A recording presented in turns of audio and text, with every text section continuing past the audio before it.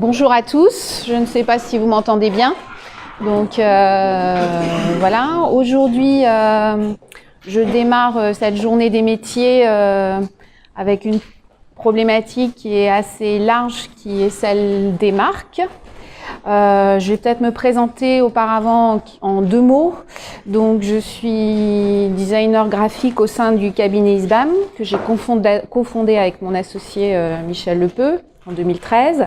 Donc ISBAM, c'est un cabinet conseil qui s'occupe de toutes les problématiques autour des marques. En tout cas, c'est nous, notre fer de lance et la façon dont on se présente. Ça veut dire quoi? Ça veut dire qu'on a pour mission d'accompagner et les créateurs d'entreprises et les dirigeants à créer, à positionner ou repositionner leur marque. La raison de ma présence ici, c'est bien sûr de partager une expérience par rapport à ce qu'on est amené à faire et puis d'échanger par rapport à des questions ou des orientations que vous pourriez avoir.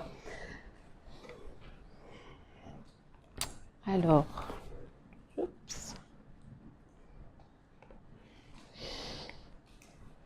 on dit des marques que ce sont les vrais enjeux stratégiques des entreprises et des organisations aujourd'hui. Qu'est-ce que ça veut dire? Ça veut dire qu'aujourd'hui, on considère que la marque, au sens large, c'est un vrai levier dans l'entreprise. C'est un actif, ce qu'on appelle un actif immatériel, c'est-à-dire que c'est quelque chose qui peut être chiffré, c'est quelque chose qui va avoir une répercussion et qui va jouer sur la transformation de l'entreprise et la façon dont elle va pouvoir évoluer. Vous allez être amené à entendre parler de la digitalisation de la marque. Qu'est-ce que c'est? C'est effectivement comment la marque, ce qu'elle représente, va communiquer envers l'ensemble de ses publics et la façon dont l'ensemble des métiers vers lesquels vous vous tournez vont avoir à intervenir à un moment clé de ce déploiement. Hop.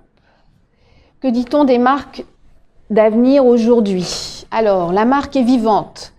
Ça veut dire quoi? Ça veut dire que elle va être créative, elle va générer des émotions, elle va déclencher de la prescription. Ça veut dire que vous êtes tous sur les réseaux, vous voyez tous que les marques communiquent sur les réseaux. On parlait récemment de la marque Decathlon qui en ce moment traverse une passe difficile, ou en tout cas il y a une vraie interaction entre les réactions que ces actions suscitent. Donc c'est dans ce sens-là qu'on dit qu'elles génèrent des émotions, c'est-à-dire que maintenant c'est pas juste je suis une marque, j'envoie un message. Non, il y a vraiment un échange et une volonté de communiquer qui peut se faire envers ces différents publics.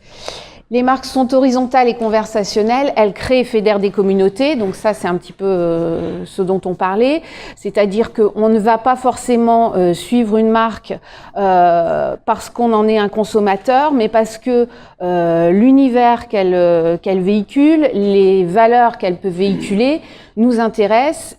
Et donc, par contre, on va en être un relais, on va la relayer et on va la prescrire. Et peut-être que nous, on n'achètera pas le produit ou le service qui est proposé par la marque, mais par contre, d'autres personnes à qui on l'a recommandé ou à qui on l'a prescrit vont le faire. Donc là, c'est là que ça a un vrai intérêt. Alors vous allez entendre, vous entendez peut-être parler de ce qu'on appelle l'expérience client, l'expérience consommateur.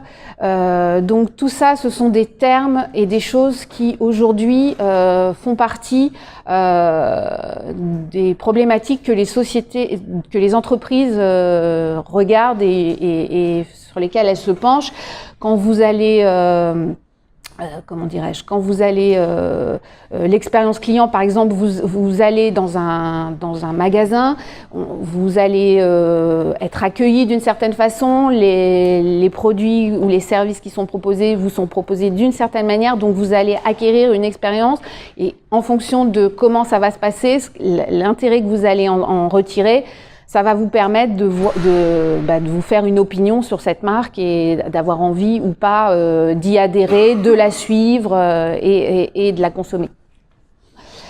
La marque est multiculturelle et multigénérationnelle, c'est dans le sens où aujourd'hui, c'est vrai que on n'est plus dans des choses complètement fermées. Quelqu'un qui va acheter son étagère chez Ikea peut aussi, dans un même temps, être un féru de meubles un petit peu vintage ou de meubles de designer et faire cohabiter les deux chez lui de façon naturelle, on va dire. C'est plus segmenté, c'est plus vraiment complètement tranché. Il y a un vrai échange et effectivement qui va se faire. On peut partir en vacances dans une destination lointaine qui peut et en même temps faire du blablacar. C'est pas incompatible. Enfin bon, vous voyez ce que je veux dire. Il y a vraiment les choses ne sont plus fragmentées, on va dire.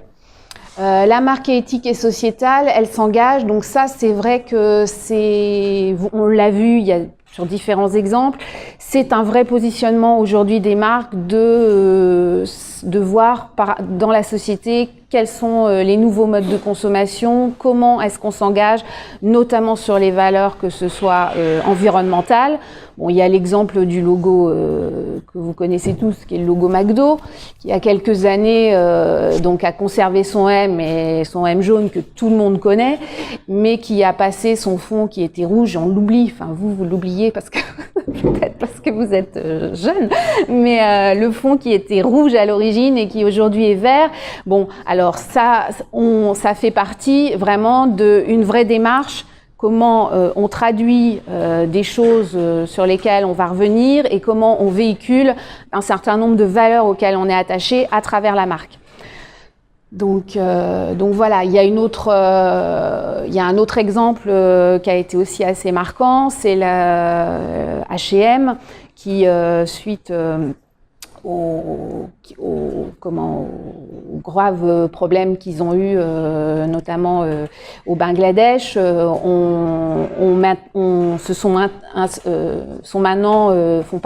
soutiennent des associations humanitaires, ont une vraie démarche de recollecte des vêtements, ont un positionnement et un engagement sociétal qui est beaucoup plus fort et beaucoup plus marqué. Alors, faut pas être dupe.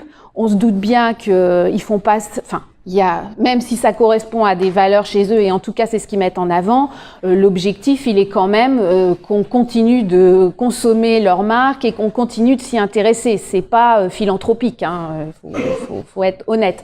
Mais bon, le consommateur n'est pas dupe et ça peut être quand même des éléments qui font qu'à un moment ou à un autre on va aller vers telle marque plutôt qu'une autre parce qu'ils affichent des valeurs ou des idées qui correspondent aussi à nous, des choses qui nous tiennent à cœur et pour auxquelles on est sensible. Hop.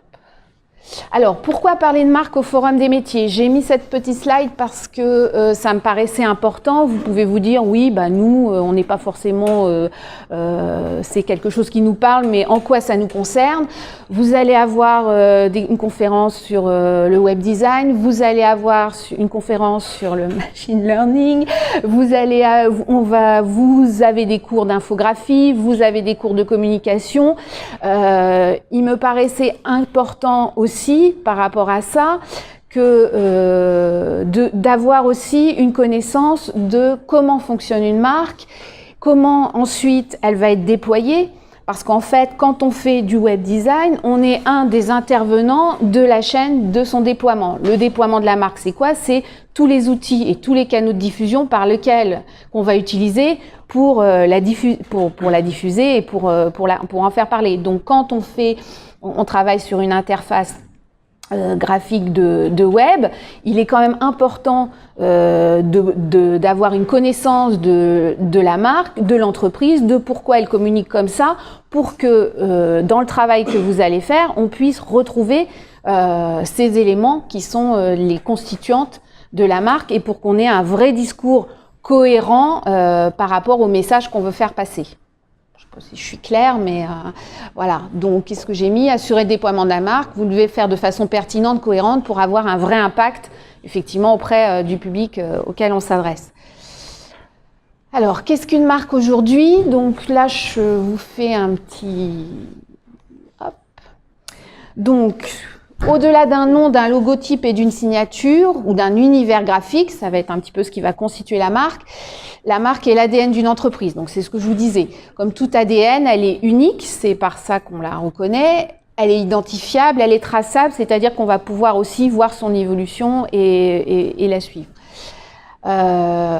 Quel est l'objectif de la marque ?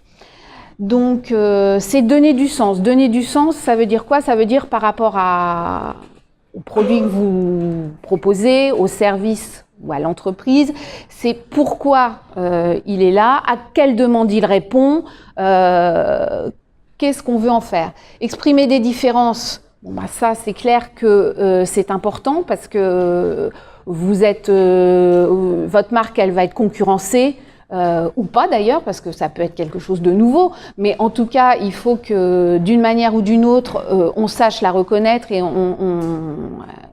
elle fasse la différence par rapport aux autres.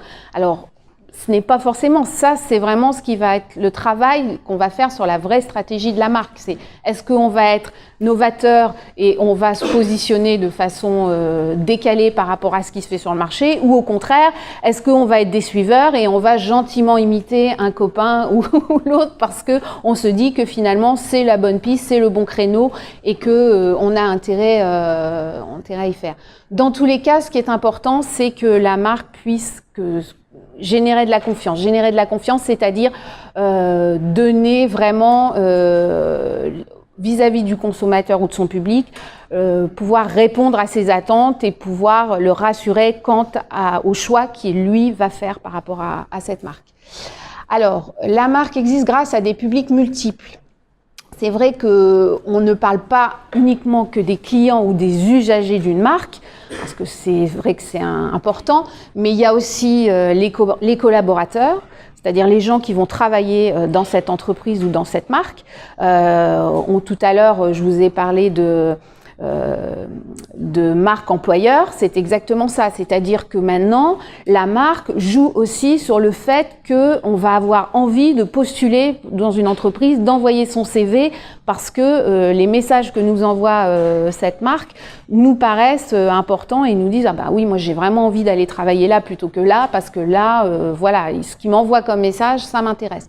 Donc il y a les collaborateurs, bon évidemment les actionnaires, les partenaires, les investisseurs. Quand vous créez, on parle beaucoup, il y a beaucoup de start-up qui se créent, notamment dans les c'est des entreprises qui ont besoin de trouver des fonds, donc de présenter leurs projets à des banquiers, d'arriver à les convaincre. Donc ça fait partie aussi des publics de leur marque. Ils n'ont pas uniquement les... Alors à ce sujet, c'est vrai que dans tout ce qui est start-up, on parle beaucoup du pitch. Je ne sais pas si vous en avez entendu parler. Donc pitcher, c'est-à-dire raconter en un temps très court votre projet ou l'objet de votre demande. Il faut savoir que comme on parle de marque, il y a quand même c'est Pasquier qui a porté une réclamation puisque eux, ils ont le pitch qui est une espèce de petite madeleine, enfin un petit beignet fourré et donc qui revendique la création de ce nom et qui a communiqué là-dessus en disant voilà c'est bien gentil, maintenant tout le monde parle du pitch, mais le pitch à l'origine c'est nous, c'est notre marque. Donc en fait ils ont un peu retourné la situation en utilisant ce terme pour refaire eux leur communication. Donc voilà, quand je dis qu'il y a une vraie interaction, c'est ça, c'est qu'il se passe, il faut réagir vite et c'est quelque chose de vivant dans ce sens-là. Alors les prospects, les fournisseurs, les institutions, les relais d'opinion, les prescripteurs. Les prescripteurs, c'est ce dont on parlait tout à l'heure. C'est ce qu'on appelle, ce que vous allez peut-être appeler les influenceurs sur le web. Ça peut être un gros plus pour une marque et ça peut vraiment lui permettre aussi de se développer. Voilà, ça c'était un petit peu général, si je puis dire. Pour finir sur la marque, donc 5 piliers, vous l'avez vu. Donc, à l'origine, on peut dire, les valeurs. Donc, les valeurs d'une marque, il faut que, logiquement, elle soit sincère, elle soit partagée par les gens qui travaillent pour cette marque. Il faut qu'elle soit opérationnalisée, c'est-à-dire, c'est ce qu'on disait tout à l'heure, si McDo met son fond vert, c'est qu'il essaye de mettre en avant des produits plus sains, de faire travailler ou de travailler avec, comment dirais-je, pas des agriculteurs, mais des fournisseurs de façon plus responsable. Maintenant, ça, c'est les valeurs qu'il affiche. Il faut qu'il y ait une certaine réalité derrière. Il faut qu'elle soit opérationnalisée dans le sens, si ça ne correspond à rien, c'est ce qu'on appelle le greenwashing, c'est-à-dire qu'en fait, on peint la façade, on met 3 valeurs sur son site qui sont généralement à peu près toujours les mêmes, comme quoi on est respectueux de l'environnement. Enfin, c'est un peu comme les Miss France qui veulent toutes enfin, j'ai rien contre les Miss France, hein, mais qui veulent toutes la paix dans le monde. Bien sûr, c'est une vraie. Mais c'est vrai que les valeurs qu'on affiche, il faut un moment, et de plus en plus, parce que on est tous de plus en plus connectés, on est tous de plus en plus informés, et donc c'est important qu'elles correspondent à une réalité. Oups là, excusez-moi pour la technique. Il faut avoir une marque, il faut qu'elle ait une vision, c'est-à-dire ce dont je parlais tout à l'heure. Il faut qu'elle ait une vision de son marché, de là où elle évolue. Il faut aussi qu'elle ait une vraie connaissance des comportements sociétaux, des nouveaux usages, des nouveaux modes de vie qui se mettent en place, ça c'est important. Il faut qu'elle ait des ambitions, donc j'ai mis l'ambition légitime parce que effectivement on peut dire on va conquérir l'Amérique, ça ne veut rien dire. Enfin, je veux dire, il faut être aussi réfléchi par rapport à qu'est-ce qu'on peut faire, comment on peut le faire et quels moyens on va se donner pour y arriver. Donc le rôle qu'on veut jouer sur le marché qu'on aura pu identifier, des ambitions par rapport à un écosystème. Aujourd'hui, c'est notre cas, nous, chez ISBAM, mais c'est le cas de beaucoup d'entreprises. En fait, on n'a pas toutes les ressources en interne dans une même structure. C'est de plus en plus rare. Vous allez avoir beaucoup de mal à trouver des entreprises où vous allez avoir un web développeur, un graphiste de qualité,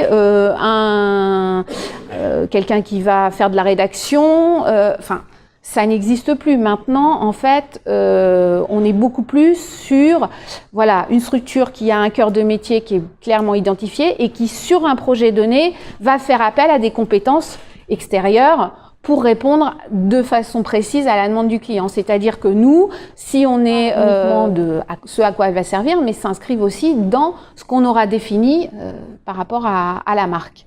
Donc ça, c'est important. C'est pour ça aussi que avoir une connaissance de ces paramètres, même pour vous, c'est intéressant toujours de les décortiquer un petit peu, parce que ça vous aide aussi dans le travail que vous allez rendre. Si vous n'êtes pas exécutant au sens propre du terme, vous pouvez maîtriser un outil.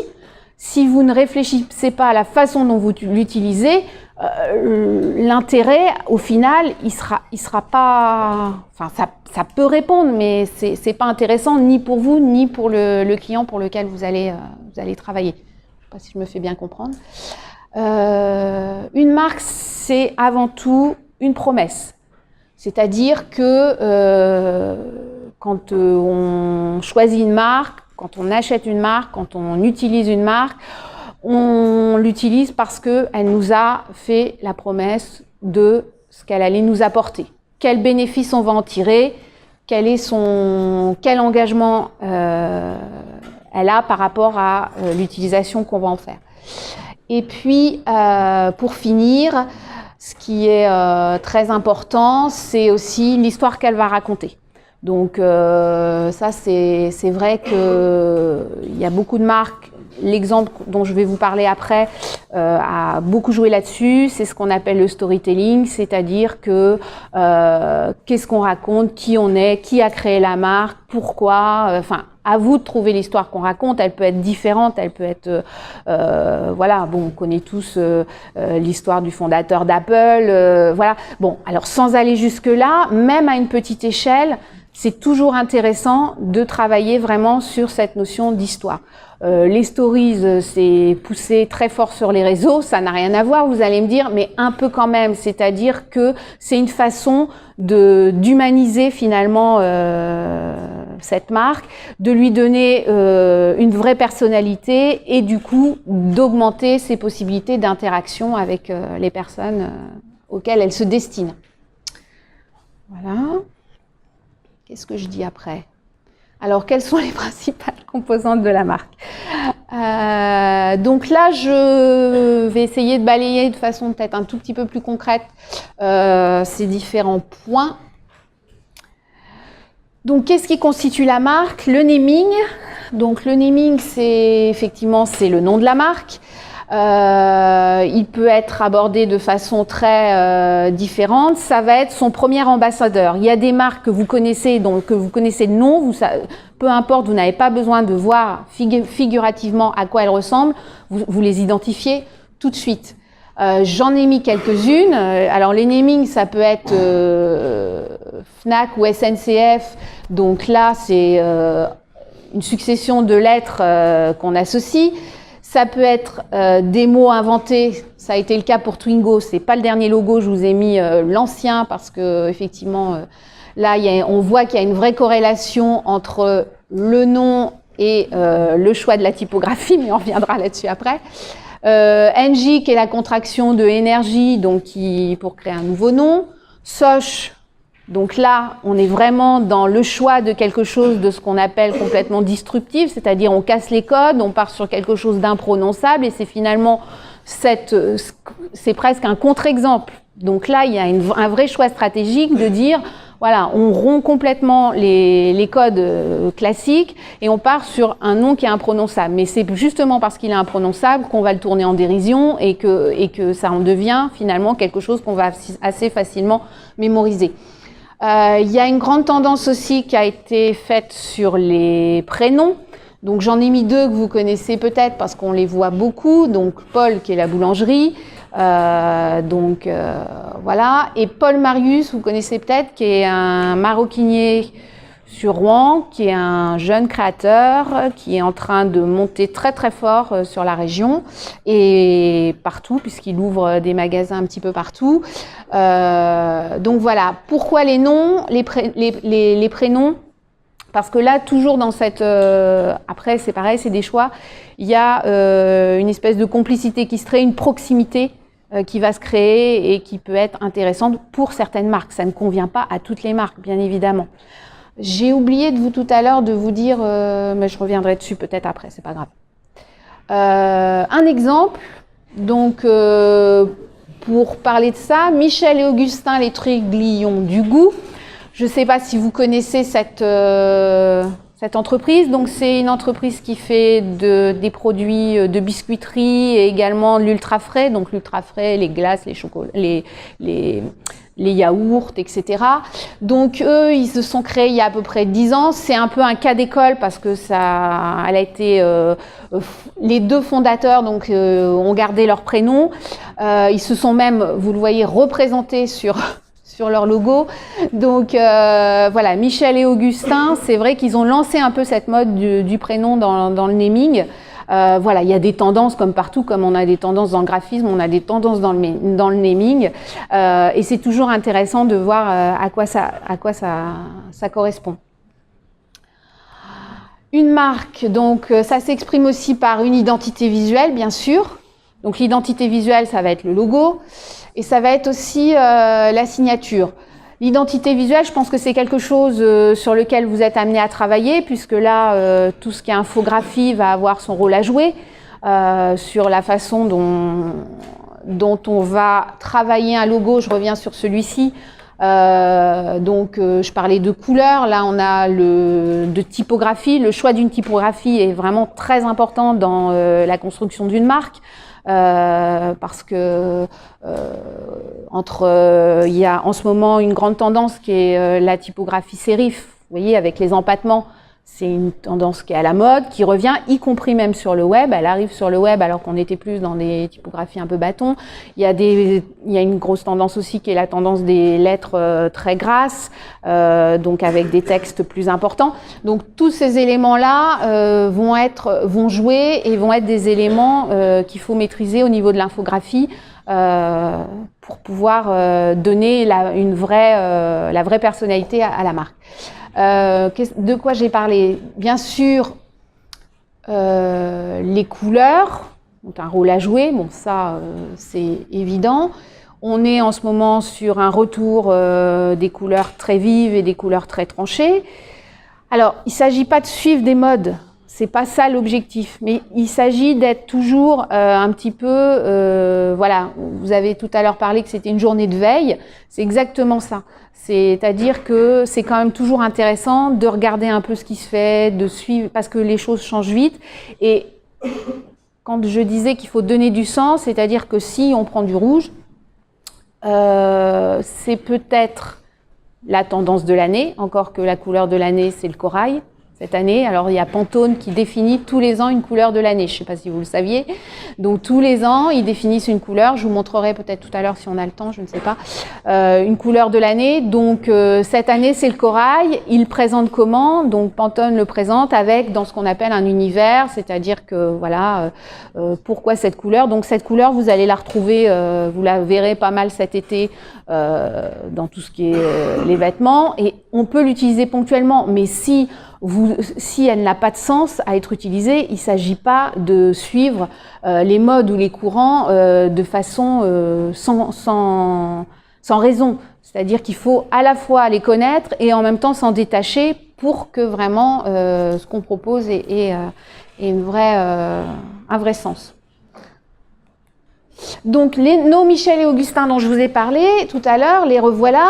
Ça, c'était leur logo, donc des petits personnages dessinés, humoristiques, presque enfantins, quelque chose de très joyeux. Donc eux, c'est leur parti pris. On le voit pas parce que l'écran, enfin, c'est peut-être mon image, mais en fait, le logo, il est sur un papier découpé qui est comme du craft. Donc tous ces petits éléments-là, mis les uns à la suite des autres, participent en fait à l'image qu'il veut donner et à la marque.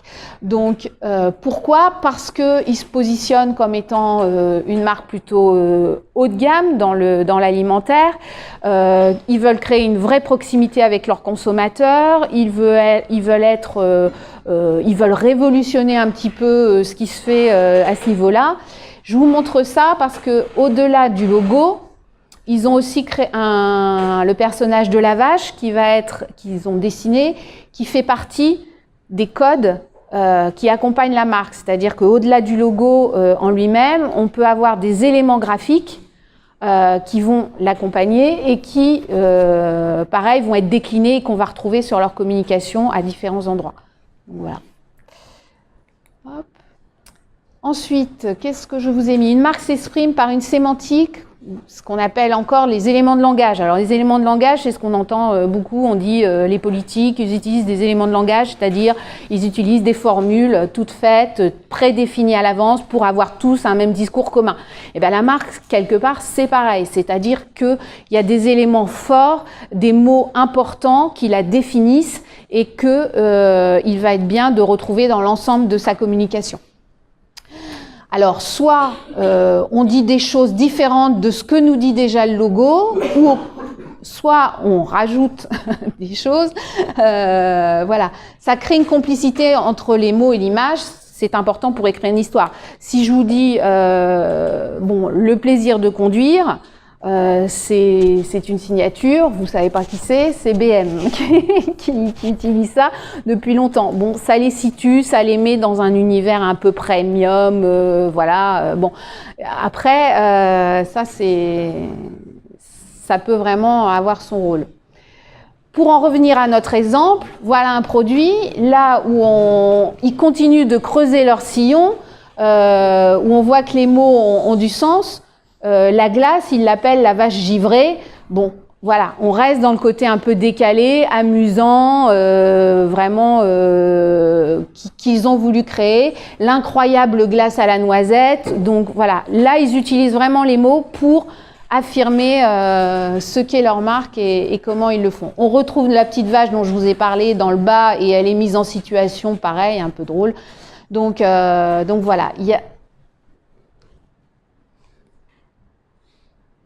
toujours pour rester sur cette idée d'affirmer quelque chose, sur l'importance aussi des mots et non pas que du visuel. Les nouvelles recettes de la tribu, donc là, ils créent, on parlait de fédérer autour d'eux une communauté, eux, c'est ce qu'ils font. C'est-à-dire, ils parlent de tribu, vous avez, plutôt que d'avoir contact, c'est toquer et bavardon. Donc là, ils utilisent un vocabulaire et un discours de proximité et c'est ce qu'ils cherchent. Donc voilà, ils ont aussi la volonté, ça c'est sur la page de leur site, l'aventure, on va le voir après, sur les réseaux ils ont beaucoup communiqué et en fait ils filment toutes les étapes de ce qu'ils appellent leur aventure. Donc les fondateurs, Michel et Augustin, se mettent en scène de façon humoristique, mais autour d'eux, ils ont ce qu'on appelle les trublions. Puisqu'en fait, leur signature, j'en ai pas parlé, c'est les trublions du goût. Donc là, c'est important parce que vraiment, ils s'affirment comme étant un peu ceux qui vont secouer le cocotier et qui vont secouer les habitudes de ce qu'on pouvait trouver dans l'agroalimentaire. C'est un peu leur leitmotiv. Et ils continuent comme ça leur motif. Alors là, je vous ai montré quelque chose parce que ça me paraissait, par rapport à ce qu'on a vu auparavant, important. Les deux vaches, les prairies bio. Donc là, on pousse à l'extrême un petit peu le jeu sur les mots. Et moi, quand j'ai vu ça, si on regarde rapidement, on peut penser que on est toujours chez Michel et Augustin. Enfin, moi, c'est l'effet que ça me fait, en tout cas. Or, non. On n'est plus chez eux. Les deux vaches et les prairies bio, c'est une société qui a été créée bien avant Michel et Augustin, à la base aux États-Unis. En fait, c'est une coopérative de laitiers qui ont créé des yaourts, enfin qui font fabriquer des yaourts, donc et qui font partie maintenant du groupe Danone. Bon, Michel et Augustin aussi, mais pour d'autres raisons. Et ils ont sorti il y a maintenant cette nouvelle marque. Et moi, vraiment, voilà, quand on parlait de quelle stratégie de marque on adopte, là, il y a une vraie confusion pour moi des genres qui peut se faire. C'est-à-dire qu'on est sur les mêmes codes visuels, on est dans de l'illustration, on est sur un discours, une déformation, enfin, des jeux de mots. Et je trouve qu'il y a une vraie similarité. Alors, elle est peut-être voulue, je ne sais pas, je connais pas, je suis pas dans les stratégies. Mais voilà comment le travail sur la marque ce que ça peut amener. Donc l'univers graphique et iconographique, c'est ce qui constitue la marque, c'est-à-dire que c'est ce dont j'ai déjà un peu parlé, c'est-à-dire que au-delà du logo, au-delà du nom, il y a aussi quel univers, j'imagine. Ceux qui sont très forts dans ce domaine, c'est toutes les marques de parfums, notamment, où là, ils créent vraiment des univers qui peuvent être féeriques ou qui peuvent être, voilà, on crée par le choix des images, par l'esthétique des images, on crée un vrai univers qui fait qu'on va se souvenir de la marque, même si on ne se souvient plus forcément du nom ou de ce qu'elle représente. Donc là, je parle d'univers, voilà, on est en plein dedans, donc c'est ce que je disais, eux, ils sont toujours dans l'esprit... on se prend pas au sérieux, c'est notre copain du coin, donc voilà. La vache, les fondateurs, ils ont mouillé le maillot, comme on dit, ils se sont mis à poil, enfin à vache plutôt, pour promulguer leur marque. Et c'est comme ça aussi qu'ils ont pu créer un vrai buzz autour de leurs produits, autour de leur marque. Alors, toutes les marques peuvent pas faire ça, c'est pas ce que je dis, mais l'exemple est quand même intéressant et parlant. Et c'est vraiment une marque qui a compris très vite l'intérêt de la digitalisation, de l'utilisation des réseaux, de l'utilisation de la vidéo. Ils ont beaucoup de vidéos, je vous en montrerai peut-être si on peut après, je ne sais pas si on aura le temps.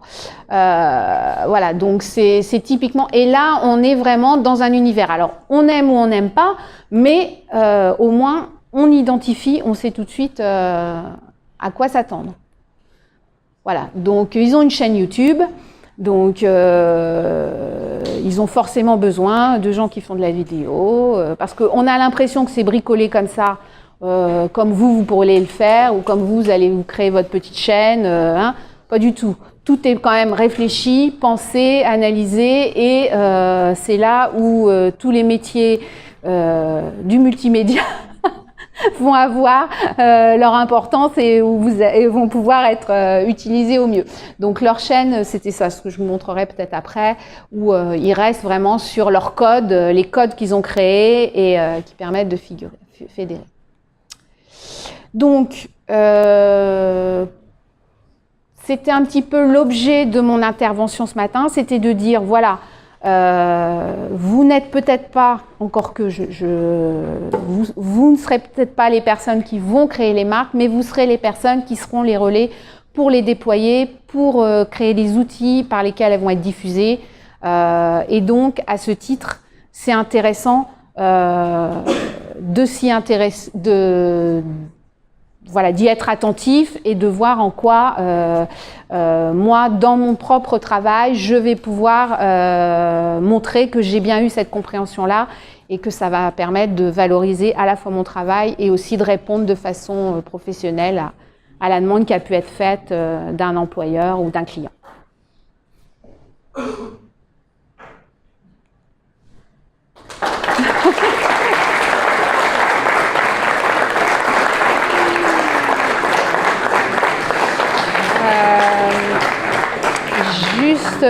J'ai pas parlé beaucoup d'infographie, mais bien évidemment, je pense que vous l'avez compris, ça traverse l'ensemble de ceux dont on a pu parler. Et encore une fois, j'appuie vraiment là-dessus, c'est que l'ensemble des métiers du multimédia, du graphisme et de la communication ne sont pas cloisonnés, contrairement à ce que parfois on pense, et qu'il y a une vraie interaction les uns avec les autres, donc il faut et s'intéresser et essayer de travailler en équipe. C'est toujours plus riche pour tout le monde. Voilà. Je ne sais pas si vous avez des questions. On va passer des micros parce que les étudiants ont besoin d'enregistrer. Bonsoir. Bonsoir. Bonjour. Alors au début, vous avez dit quelque chose sur les entreprises futures doivent être éthiques avec une partie et elles sont sociétales. Mais est-ce que le sociétal en soi, dans une entreprise, ça dévaluerait pas un peu justement l'aspect social? Enfin, oui. Est-ce que la mise en avant du groupe et du... Je suis d'accord. Dévaluerait pas le social avec l'individu?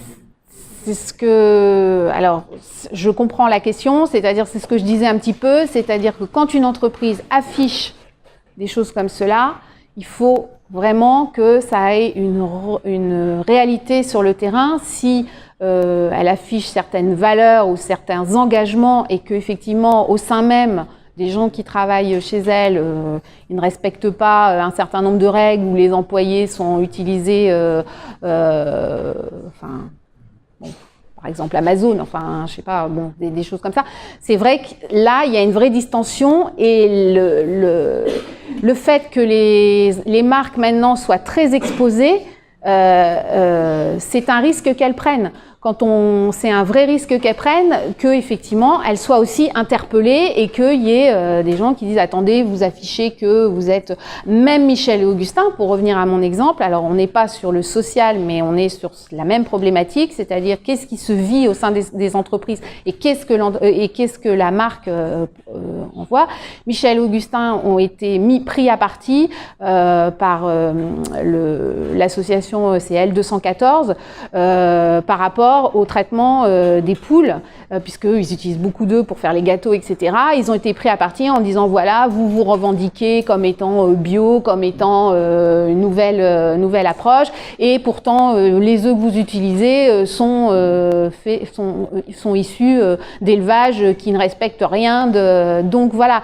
Donc c'est vrai qu'il y a une vraie vigilance à avoir entre les engagements que la marque affiche et les réalités de ce qu'elle vit au sein de l'entreprise. Je suis d'accord que c'est important et que parfois il vaut peut-être mieux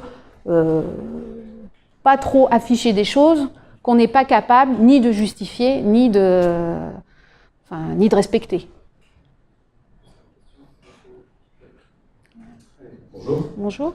Du coup, aujourd'hui, on dit qu'avec toutes les différences qu'on peut avoir dans notre société, on dit que quand même le but premier d'une marque, c'est de toucher un maximum de gens. Est-ce que c'est encore possible aujourd'hui vraiment d'avoir des marques qui tentent à toucher un maximum de gens? Est-ce qu'aujourd'hui, avec le nombre de réponses qu'on a au devant, c'est possible d'être dans cet axe-là? Est-ce qu'on a énormément de marques qui ciblent un petit nombre de gens? Oui. C'est là où, alors là je sors un peu de mes compétences, c'est là où la stratégie de marque a besoin d'être réfléchie en amont. Et c'est là où, parce qu'effectivement, est-ce que l'objectif d'une marque est de toucher un maximum de gens? Peut-être pas, peut-être qu'on peut imaginer qu'une marque, elle a identifié une niche dans un marché qui pour l'instant n'est pas exploité et que donc elle va faire en sorte de s'adresser à un public qu'elle a bien identifié, qu'elle sait avec lesquels elle va pouvoir, sur lesquels elle va pouvoir compter, qui eux vont être prescripteurs, mais des porteurs de projets, on a ce qu'on appelle maintenant le personal branding. C'est-à-dire que le porteur de projet, quand il vient, voilà, il a son idée, son projet, mais pour l'instant, il n'y a rien de fait. Il a peut-être, alors il y en a qui ont des noms. Alors ça, il faut être très vigilant, c'est qu'on trouve un nom, on se dit « Ouah, c'est l'idée du siècle, c'est génial, paf, allez hop, porteur de projet, machin, votre idée elle est bien, ça passe et tout ». Il faut faire attention, il faut regarder, il faut googliser. On se retrouve avec, nous on a été, ça nous est arrivé, on va au carrefour c'est pas carrefour des possibles, oui c'est ça, où ils présentent un certain nombre de projets qui ont été sélectionnés par la région, etc., comme étant des possibilités de création intéressantes. Vous avez une personne qui présente son projet, très bien, elle donne le nom. Nous, qu'est-ce qu'on fait? Le réflexe, hop, je prends mon téléphone, je tape dans la barre Google, hein, le nom. Et là, qu'est-ce que je vois? Il y a une entreprise qui fait exactement la même chose, qui existe depuis je ne sais pas combien de temps, et qui porte le même nom à une lettre près. Enfin, c'est pas possible. Et la personne, elle a déjà fait son site internet, etc. Vous voyez? Donc, il faut être très vigilant aussi sur la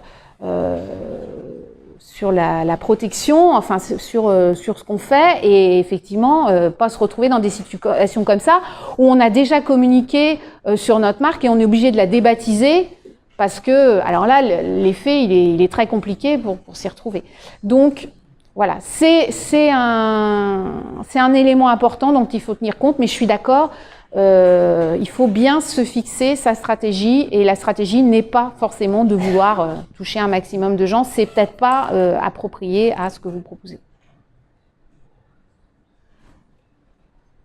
Bonjour, merci pour cette présentation. Je suis là. Ah pardon, oula, excusez-moi. Donc, je suis un peu plus âgé que les étudiants ici et du coup mon éveil aux marques s'est fait beaucoup par la télévision. Oui.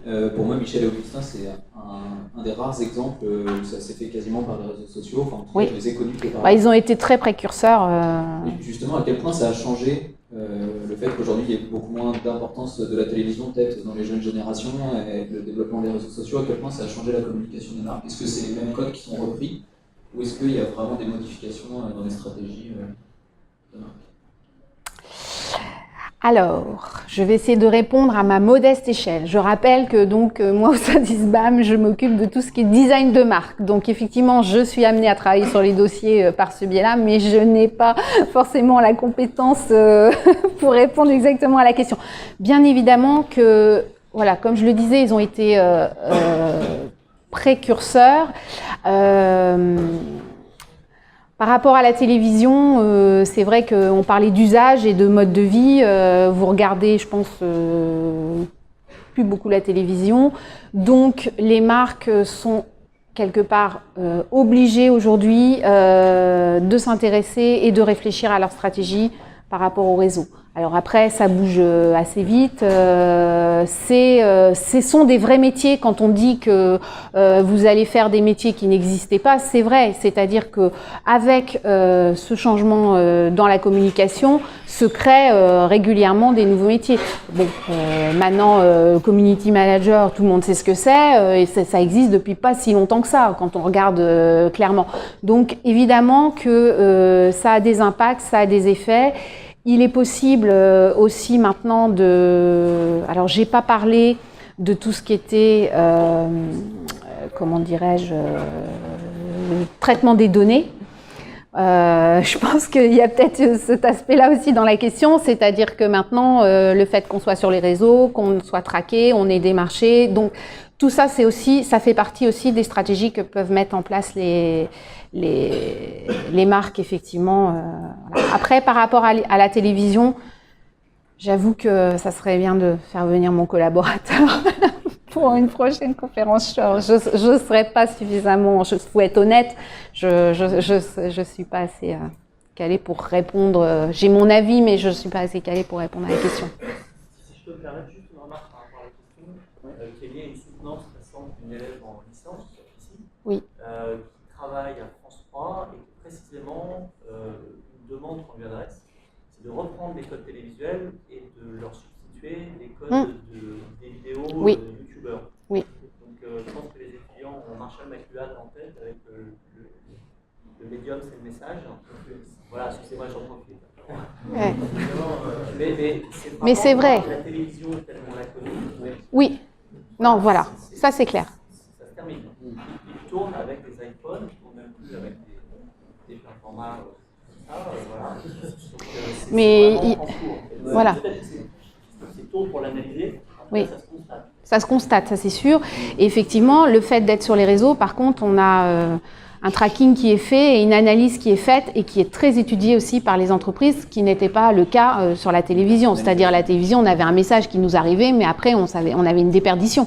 On ne savait pas qui l'avait vu, quand, comment, enfin si, mais par des audiences, mais en dehors de ça, alors que maintenant, voilà, tout ce qui est l'utilisation des données qu'on a récupérées est une matière qui va être exploitée par les entreprises, et y compris pour déterminer les stratégies de marque.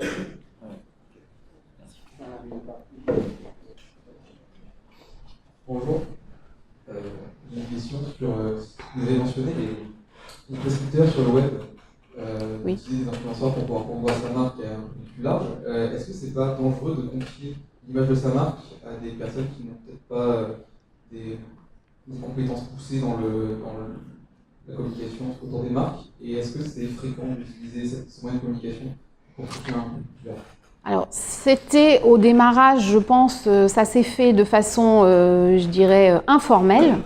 C'est-à-dire que c'était des personnes qui mettaient en avant une marque sans que la marque n'ait rien demandé, si je puis dire, au démarrage. Maintenant, ça fait partie vraiment le placement, l'utilisation. Les marques vont envoyer, comme on peut envoyer un dossier de presse à un journaliste, on peut envoyer des produits, etc., à des influenceurs dont on a étudier le profil, dont le discours et l'image qu'il renvoie correspond n'est pas contradictoire par rapport aux valeurs qu'on peut avoir.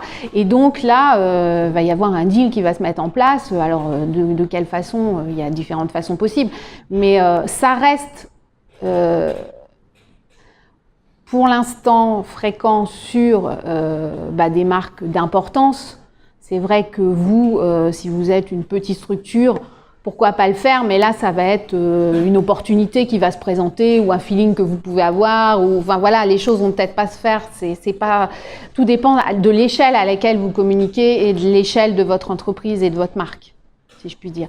Après, le danger, effectivement, qu'à un moment ou à un autre, on ne maîtrise pas. Donc, c'est le risque qui est à prendre aussi. On ne sait pas la personne comment elle va en faire. Mais le bénéfice est souvent plus important que le négatif qui peut en venir. Et dans ce cas-là, si jamais ça se passe pas bien, eh ben, la marque devra communiquer pour dire pourquoi elle n'est plus en... Enfin voilà, elle peut retourner l'argument en le défendant. Je dirais que ça peut se faire comme ça. Ça n'est pas encore... ça concerne certaines typologies de produits et c'est pas encore général. Enfin, je veux dire, parce que d'abord, vous n'avez pas des influenceurs notoires sur l'ensemble des produits et des services. Ça reste quand même, ça reste dans certains domaines, ça joue, mais il y a des domaines qui aujourd'hui ne sont pas touchés, mais ça va venir. Enfin bon, les plus gros quand même. On parlait de prescripteurs. Tout à l'heure, je parlais effectivement non pas des influenceurs, mais des prescripteurs. Si vous êtes sur les jeux vidéo, si vous êtes sur les plateformes, alors moi je ne suis pas une spécialiste des jeux vidéo, etc., mais il faut quand même savoir que toutes les parties en ligne, etc., qui sont commentées, en fait, on est vraiment là-dedans, c'est-à-dire que là, on parle de la marque, qui est donc un jeu pour lequel cette forme de communication va vous inciter à acheter des personnages ou des accessoires ou je sais pas quoi. Vous voyez ce que je veux dire. Donc ça, c'est une autre forme de communication qui est complètement nouvelle et qui rompt avec les codes qu'on pouvait connaître jusqu'à présent.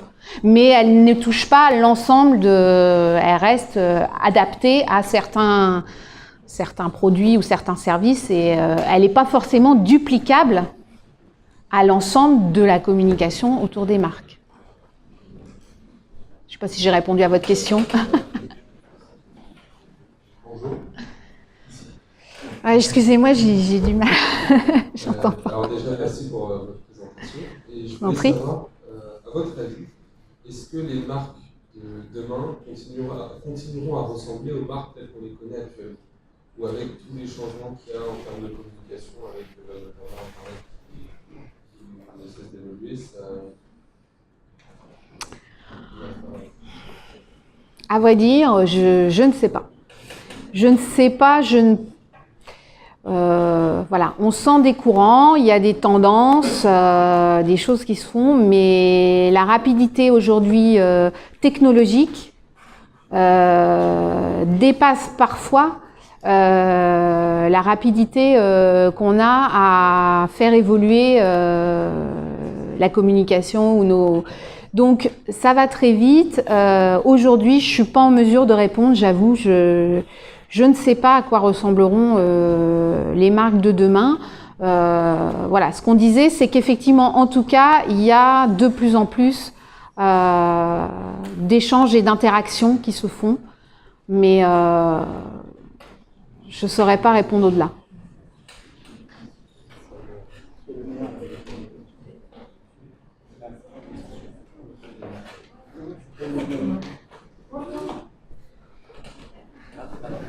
Ah bah, on me trompe là, oui, mais non, mais là, c'est pas sympa. En tant que graphiste, vous travaillez sur l'identité visuelle. Oui. Est-ce que vous utilisez des stratégies de communication qui s'appuient sur la science par rapport à la mémoire visuelle?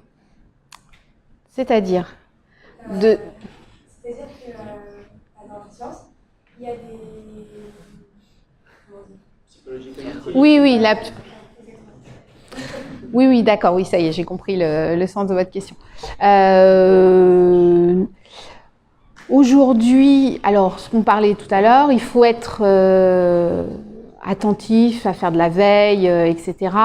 Moi, personnellement, en tant que graphiste, c'est vrai que j'utilise pas ces procédés.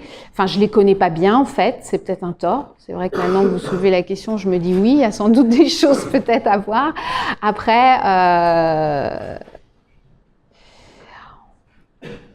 sans doute que c'est intéressant de voir comment ça peut jouer sur les effets de mémorisation ou de choses comme ça. On travaille beaucoup sur... tout à l'heure, on n'a pas parlé de la symbolique des formes.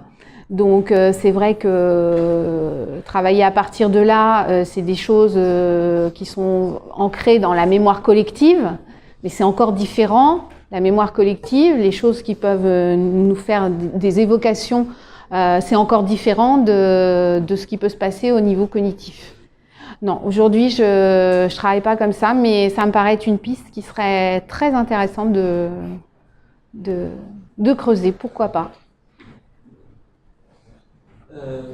Oui, moi aussi j'avais une question.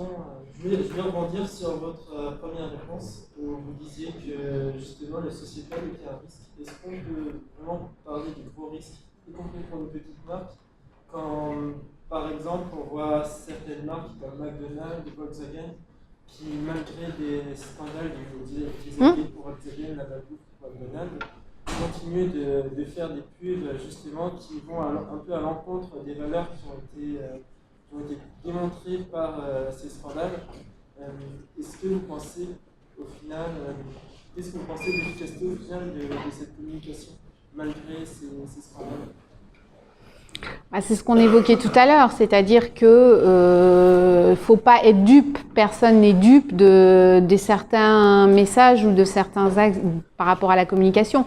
La force des marques, c'est d'arriver à retourner des situations. Ce que vous citiez, que ce soit Volkswagen ou McDo, qui arrivent à retourner les arguments qui sont contre eux pour en faire des forces finalement. De leur faiblesse, ils arrivent à faire des forces. Maintenant, voilà, ne tablez que là-dessus. De toute façon, voilà, les publics ne sont pas dupes. Et c'est pas parce que vous connaissez les effets de la malbouffe que ça va vous empêcher d'aller. Ça peut. Mais ça n'empêche pas les gens d'aller quand même en manger. Alors peut-être qu'ils vont réduire leur consommation, peut-être qu'ils le font de manière différente. Par exemple, la dernière McDo joue beaucoup sur la personnalité, dans leur dernière communication, la personnalité des gens qui viennent. Venez comme vous êtes. Là, ils remettent le service à table. Ça paraît dingue. Sur quelque chose qui est quand même qui a été lié sur de la rapidité. Et ben maintenant ils vous mettent en avant le fait que vous alliez chez eux pour faire un repas de famille. Donc typiquement c'est un retournement d'argument. Moi je pense que ça peut, ils peuvent, à mon avis. Ça peut ponctuellement marcher, mais je pense que leur communication ne doit pas être basée que là-dessus parce que ça devient pas crédible en fait pour les personnes auxquelles ils s'adressent d'une certaine manière. Après.